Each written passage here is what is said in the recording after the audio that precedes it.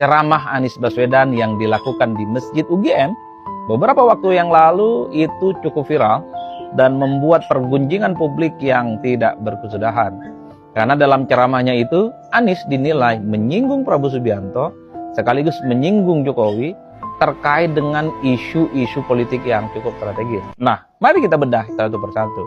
Dalam ceramahnya di Masjid UGM, Anies mengatakan ada semacam 3 cara untuk mematikan demokrasi. 1, mematikan demokrasi itu dengan cara mengubah aturan main. Nah, Anies sepertinya ingin menyinggung bahwa di negara kita, khususnya pemilu 2024, ada aturan main yang diubah.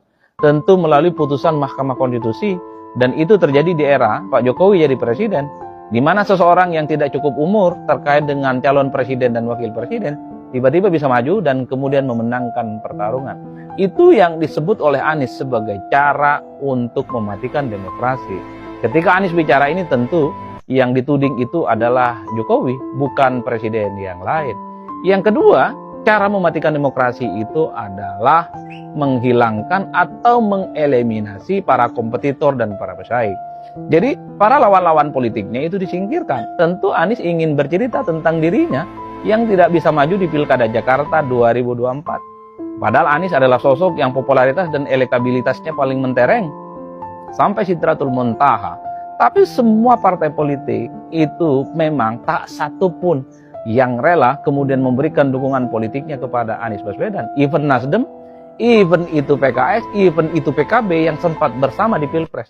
Tak satu pun di antara mereka itu yang kemudian bersedia untuk memajukan Anies di Pilkada Jakarta. Sepertinya Anies ingin bicara menyingkirkan lawan politik sebagai upaya untuk mematikan demokrasi, itu mengacu kepada pengalaman dirinya yang tidak bisa maju dalam Pilkada Jakarta 2024 yang lalu.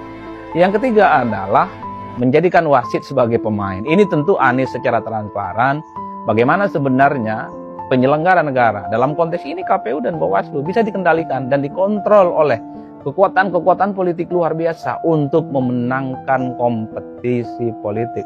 Sepertinya inilah yang kemudian disebut oleh publik bahwa pidato Anies Baswedan ini tidak lebih dan tidak bukan ingin memberikan kesan sebagai sebuah kritik secara terbuka terhadap praktik-praktik politik yang terjadi di eranya Pak Jokowi.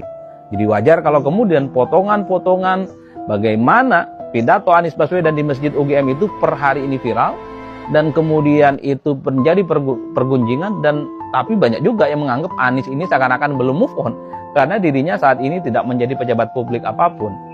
Tapi terlepas dari itu, ketika Anies menyebutkan 3 cara untuk membunuh